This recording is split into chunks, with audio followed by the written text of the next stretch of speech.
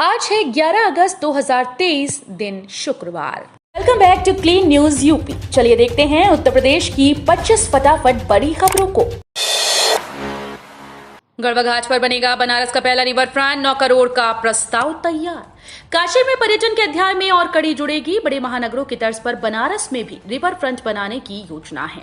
इसकी तैयारी शुरू कर दी गई। हाईवे से सटे गंगा किनारे गढ़वा घाट पर रिवर फ्रंट बनाया जाएगा। इस योजना का प्रस्ताव पर्यटन विभाग ने शासन को भेज दिया। करीब 9 करोड़ की लागत से गढ़वा घाट को रिवर फ्रंट का रूप दिया जाएगा। काशी विश्वनाथ कॉरिडोर बनने के बाद से पर्यटकों का आकर्षण वाराणसी की ओर बढ़ गया है। पुलिस वालों को योगी सरकार ने दिया प्रमोशन का तोहफा। 100 से ज्यादा इंस्पेक्टर बनेंगे डीएसपी। यूपी पुलिस के अच्छे अधिकारियों को योगी सरकार प्रमोशन का तोहफा देने जा रही है। प्रदेश के 100 से ज्यादा इंस्पेक्टर पुलिस उपाधीक्षक बनेंगे। सरकार ने इनके प्रमोशन पर फैसला ले लिया है। इसमें वर्ष 1990 से लेकर 1998 बैच तक के इंस्पेक्टर शामिल हैं। लोक भवन में मुख्य सचिव दुर्गा शंकर मिश्र की अध्यक्षता में हुई विभागीय प्रोन्नति समिति की बैठक में यह फैसला लिया गया। समिति ने लगभग 138 इंस्पेक्टर्स के नाम पर विचार किया है। यूपी में 1 अप्रैल से मिलेगी किसानों को सिंचाई के लिए मुफ्त बिजली।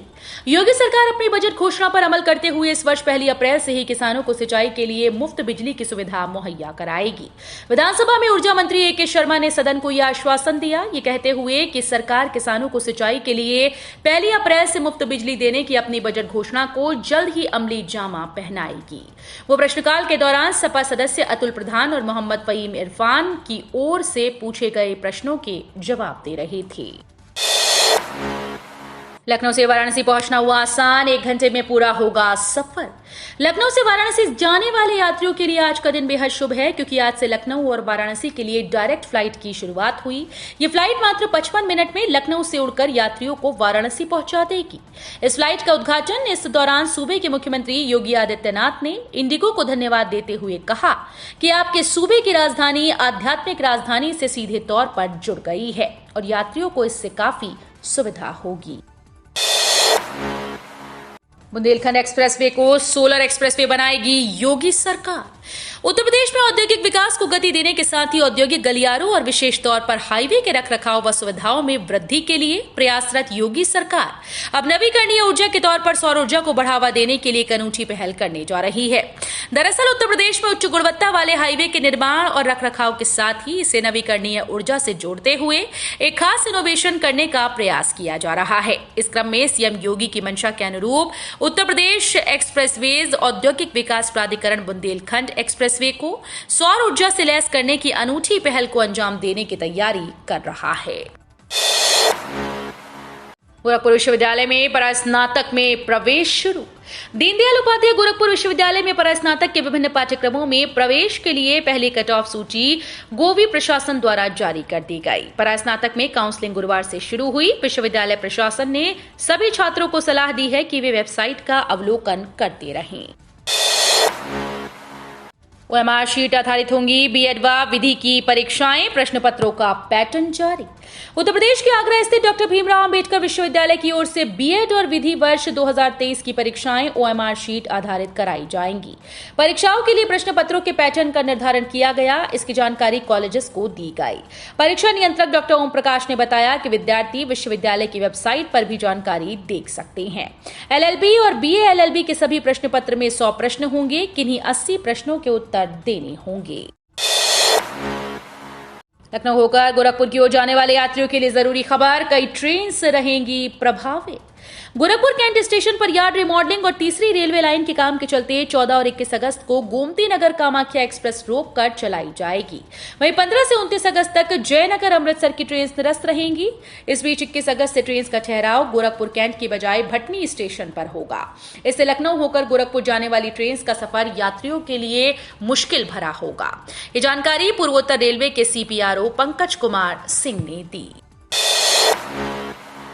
बेरोजगारों को सीएम योगी का तोहफा, सभी विभागों में रिक्त पदों पर जल्द होगी नियुक्तियां।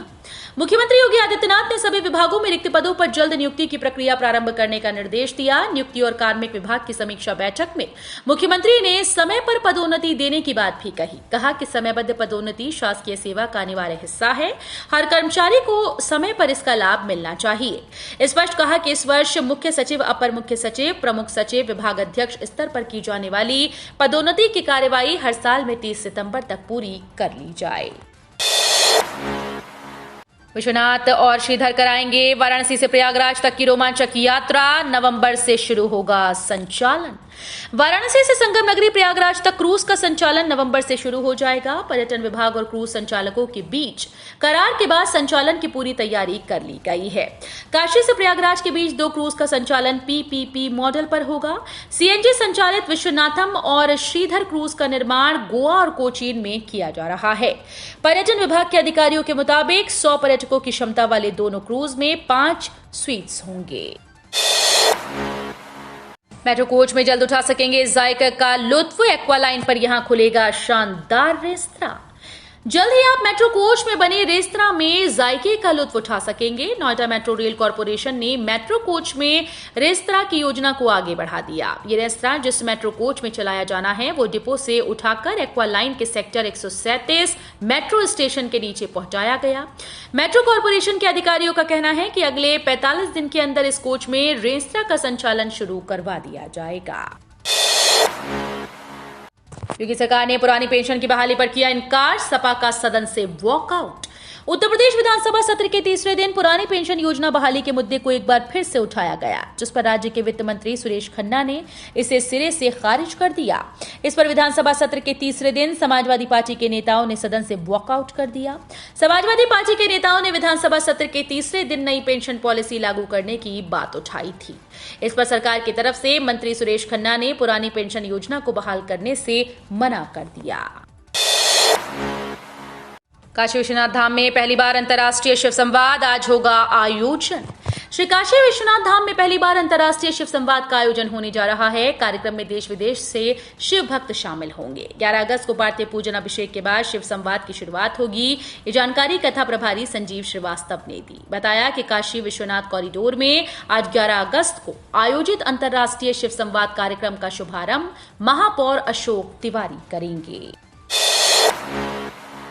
ज्ञानवापी परिसर हिंदुओं को सौंपने समेत इन 3 मांगों पर अब 28 अगस्त को सुनवाई। सिविल जज senior division fast track court के आदेश के खिलाफ अंजुमन इंतजामिया मसाजिद कमेटी की ओर से जिला जज की अदालत में दाखिल रिवीजन याचिका पर सुनवाई गुरुवार को नहीं हो सकी। अदालत में सुनवाई के लिए 28 अगस्त की तिथि तय हुई। ज्ञानवापी परिसर हिंदुओं को सौंपने, बरामद शिवलिंग जैसी आकृति की पूजा करने का अधिकार देने और वहां मुस्लिमों का प्रवेश प्रतिबंधित करने की मांग करते हुए किरण सिंह बिसेन ने अदालत में वाद दाखिल किया था। दोनों पक्षों की बहस सुनने के बाद सिविल जज senior division fast track court ने 17 नवंबर 2022 को वाद को सुनवाई योग्य बताया और मसाजिद कमेटी की आपत्ति को खारिज कर दिया।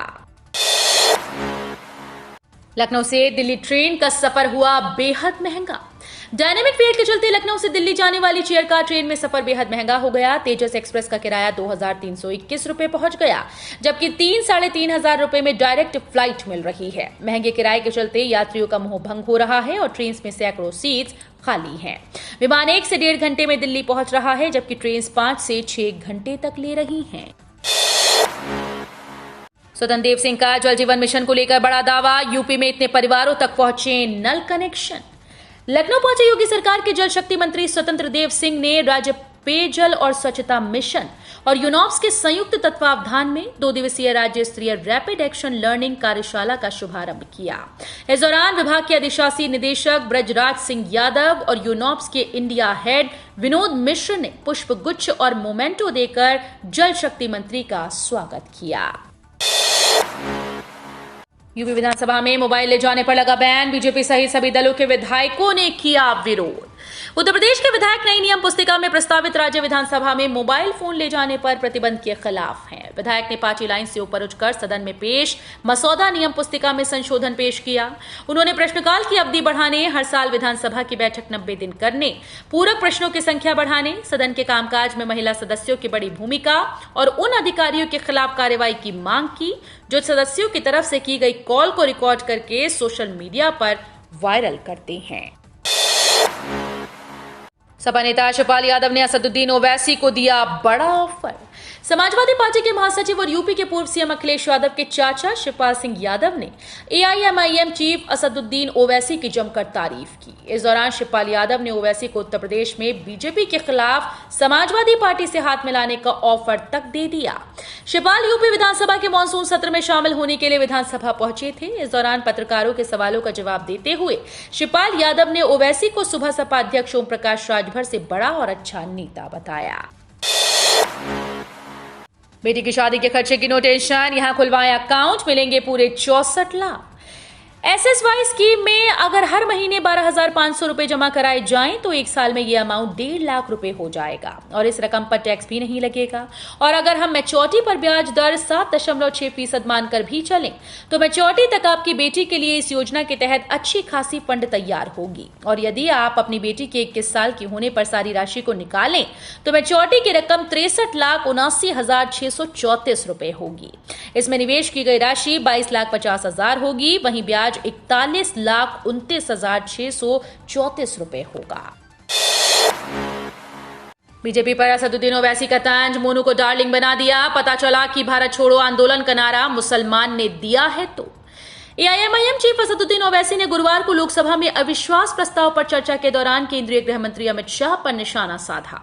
ओवैसी ने कहा कि कल हमारे गृह मंत्री ने कहा कि भारत छोड़ो, अगर इन्हें पता चल जाए कि भारत छोड़ो का नारा एक मुसलमान ने दिया था तो वे भी नहीं बोलेंगे। असदुद्दीन ओवैसी ने आगे कहा कि यूसुफ मेहर अली ने भारत छोड़ो का नारा बनाया, जिसको महात्मा गांधी ने पूरे देश में पैगाम दिया। आज कहना चाहिए चाइना भारत छोड़ो। गौरक्षक मोनू मानेसर जो आज आपको डार्लिंग बन गया है उसको बोले कि भारत छोड़ो। आगरा में 5 तरह से फैल रहा है फ्लू, कोविड भी बन रहा फैलने का कारण।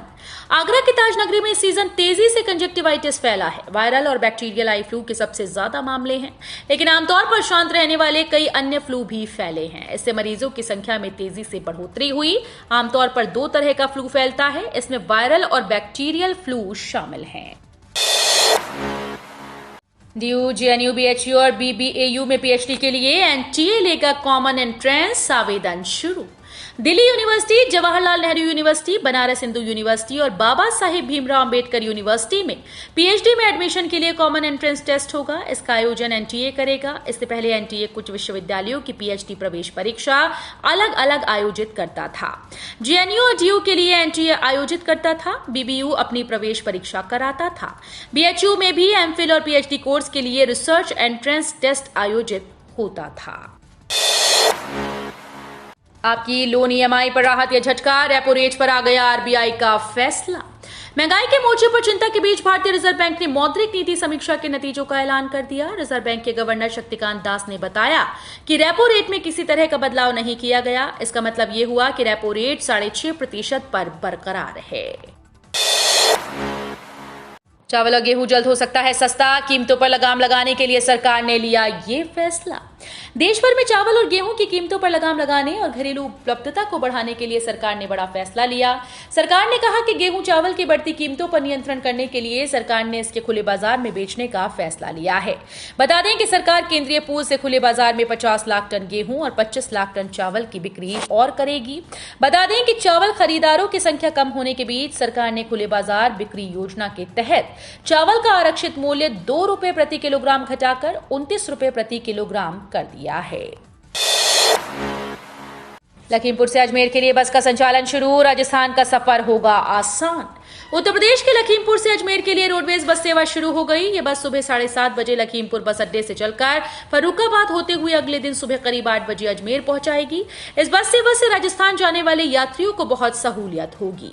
एआरएम मुकेश मेहरोत्रा ने बताया कि लखीमपुर डिपो से अजमेर के लिए बस संचालन शुरू हो गया है।